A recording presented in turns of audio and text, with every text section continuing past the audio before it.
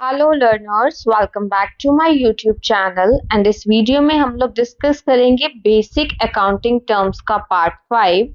Part 1 to part 4 already discuss हो चुके हैं, जिसमें काफी सारी बेसिक अकाउंटिंग टर्म्स को मैं डिस्कस कर चुकी हूँ। ओके, इसमें हम डिस्कस करने वाले हैं एक्सपेंस क्या होता है, इनकम, प्रॉफिट, गेन, लॉस, इनके बारे में हम लोग डिस्कस करेंगे। तो विदाउट वेस्टिंग आवर टाइम हम लोग स्टार्ट करते हैं। देखिए, जो सबसे पहले टर्म हम लोग डिस्कस करेंगे वो है एक्सपेंस। ओके, अब आप ये समझिए, expense is the cost incurred in producing and selling the goods and services. देखिए, अब बिजनेस का काम क्या होता है, गुड्स का प्रोडक्शन करना और गुड्स या सर्विसेज को सेल करना, लेकिन उस पे जो भी कॉस्ट आती है उसी को ही हम लोग क्या बोलते हैं, एक्सपेंस बोलते हैं। ओके, तो एक डेफिनेशन भी है, according to Finney and Miller, expense is the cost of use of things or services for the purpose of generating revenue। हमारा जो बिजनेस का मोटिव क्या होता है कि हम रेवेन्यू अर्न करें, ठीक है।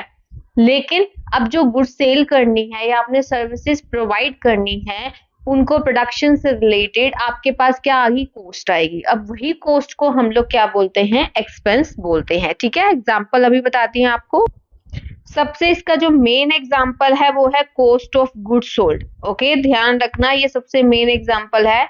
जो भी कॉस्ट आती है हमारी, गुड्स जो हमने बेचनी है, ठीक है, जो हमने बेची है उसकी कॉस्ट जो भी आई है, ठीक है, वो हमारा एक एक्सपेंस ही है। और एग्जांपल क्या है, जैसे रेंट पे करना पड़ता है, commission, salary, advertisement etcetera. Okay, या फिर आपने एक वर्ड सुना होगा, डेप्रिसिएशन। अब जब भी हम एक एसेट को ओवर द इयर्स यूज कर रहे हैं तो उसकी वैल्यू में तो डिक्लाइन आएगा ही आएगा। ठीक है, देखिए, decline in the value of an asset caused by the use of such asset for business purpose. हम उस एसेट को यूज किए जा रहे हैं बिजनेस पर्पस के लिए। ओके, उसकी वैल्यू में डिक्लाइन आएगा। तो जो डेप्रिसिएशन है वो भी हमारा एक एक्सपेंस है। नेक्स्ट जो टर्म है दैट इज इनकम। अब आप ये देखिए, income is different from revenue. ये आपने मेन ध्यान रखना है कि रिवेन्यू और इनकम में डिफरेंस होता है। कैसे डिफरेंस होता है, जो अमाउंट आप लोग रिसीव करते हैं from the sale of goods उसको हम रिवेन्यू बोलते हैं, and the cost of goods sold को हम एक्सपेंस बोलते हैं। और जो इन दोनों के बीच का डिफरेंस होता है उसको हम बोलते हैं क्या, इनकम। देखिए, income is equal to revenue minus expense. ये सबसे इंपॉर्टेंट है। कई लोग रेवेन्यू और इनकम को एक सा समझते हैं। नो, रेवेन्यू क्या है, जो आपने गुड्स को सेल किया उसके लिए जो आपको अमाउंट मिला है वो आपका क्या है, रेवेन्यू। और कॉस्ट जो है उस गुड्स सोल्ड की वो है आपका एक्सपेंस, और दोनों का जो डिफरेंस है वो आपकी इनकम होगी। For example, the goods costing ₹4 lakh are sold for कितने के लिए, 5 lakh, and the sale amounting to ₹5 lakh is the revenue. यहाँ पे 5 लाख की सेल की गई है ना, तो 5 लाख आपका रेवेन्यू है, जबकि कॉस्ट कितनी थी उनकी, 4 लाख थी। ठीक है, वो एक्सपेंस हो गया। तो जो डिफरेंस है ना 1 लाख का, दैट इज क्या हुआ आपका, देखिए 5 लाख का हमारे पास क्या था, रेवेन्यू था, उसमें से हम डिडक्ट कर देंगे 4 लाख जो कॉस्ट ऑफ गुड्स सोल्ड है, तो जो 1 लाख है ना वो आपका इनकम होगा। नेक्स्ट टर्म है आपकी प्रॉफिट। प्रॉफिट क्या होता है, it is the excess of total revenues over total expenses of the business enterprise for an accounting period. देखो, जब हम ओवरऑल अकाउंटिंग पीरियड के जितने भी हमारे एक्सपेंसेस हैं हुए हैं, ठीक है, और टोटल रेवेन्यू, ध्यान रखना, टोटल रेवेन्यू में से जब हम टोटल एक्सपेंसेस को लेस कर देंगे तो हमारे पास प्रॉफिट आएगा। ये ध्यान रखना है आप लोगों ने डिफरेंस। ठीक है, जब हम टोटल की बात कर रहे हैं over the accounting period, total revenue minus total expenses, ध्यान रखना, excess of total revenues over total expenses of the business for an accounting period, इसको हम लोग प्रॉफिट बोलेंगे। और प्रॉफिट क्या करता है, ऑनर्स की इन्वेस्टमेंट को इंक्रीज करता है। कैसे, आप लोगों को ये चीज पता होनी चाहिए कि हम लोग जो है प्रॉफिट जितना भी आता है हम उसको कहाँ पे ऐड करते हैं, एक बार कैपिटल में ऐड करते हैं ना हम लोग कैपिटल में, तो ये चीज ध्यान रखनी है। तो ये हमारे इन्वेस्टमेंट को बढ़ाता है। देखिए, जो नेक्स्ट टर्म है दैट इज गेन। अब आपने कभी भी प्रॉफिट और गेन में कंफ्यूज नहीं होना है, थोड़ा सा डिफरेंस है। क्या डिफरेंस है, देखिए, गेन होता है it is a monetary benefit, profit और एडवांटेज रिजल्टिंग फ्रॉम इवेंट्स और transactions which are incidental to business. ठीक है, हम ये नहीं कह सकते कि जैसे मान लो आपने सेल ऑफ गुड्स वगैरह किया, अब जब गुड्स वगैरह सेल किया फिर उसमें से एक्सपेंस को लेस किया तो आपके पास क्या आता है, आपके पास आता है इनकम। ओके, और जब हम टोटल रेवेन्यू में से टोटल एक्सपेंस लेस करते हैं तो वो आपका आता है प्रॉफिट।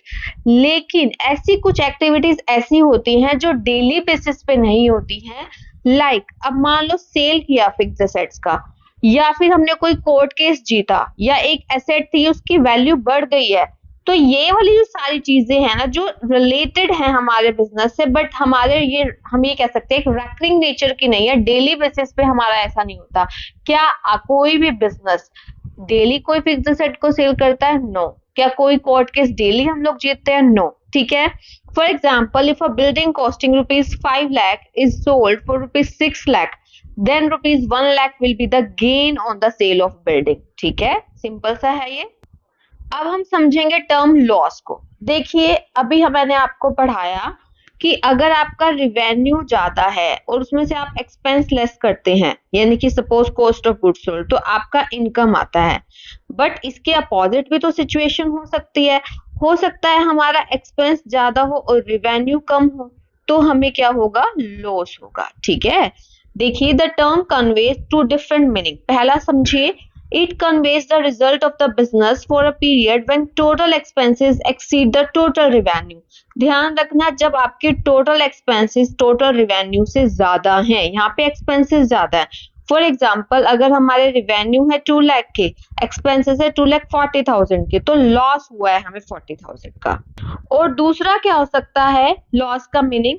कोई ऐसी फैक्ट या कोई ऐसी एक्टिविटी हुई है जिसके अगेंस्ट फर्म को कोई भी बेनिफिट नहीं मिलेगा। अगर बेनिफिट नहीं मिलेगा तो इसको भी हम लोग क्या कंसीडर करेंगे? लॉस कंसीडर करेंगे। For example loss due to fire, आपने सुना ही होगा, कई बार हो सकता है फायर हो जाए, ठीक है, जैसे थेफ्ट की वजह से या एक्सीडेंट की वजह से भी लॉस हो सकता है। ठीक है, it may be noted that losses differ from expenses. ये चीज ध्यान रखनी है कि लॉस और एक्सपेंस में डिफरेंस होता है।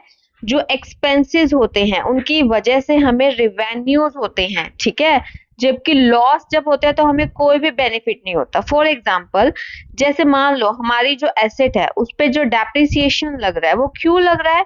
क्योंकि हम उस एसेट को अपने बिजनेस के लिए यूज कर रहे हैं, वो हमें रिवेन्यू देगी, तो डेप्रिसिएशन हमारा एक एक्सपेंस है। जबकि मान लो लॉस बाय थेफ्ट हो गया या लॉस ड्यू टू फायर, क्या इसमें हमें कोई बेनिफिट मिलेगा? नो। तो ध्यान रखना एक्सपेंस और लॉस में फर्क होता है, because expenses are incurred to generate revenues, whether losses do not। For example, the theft of an asset is a loss, but its depreciation is an expense। Okay?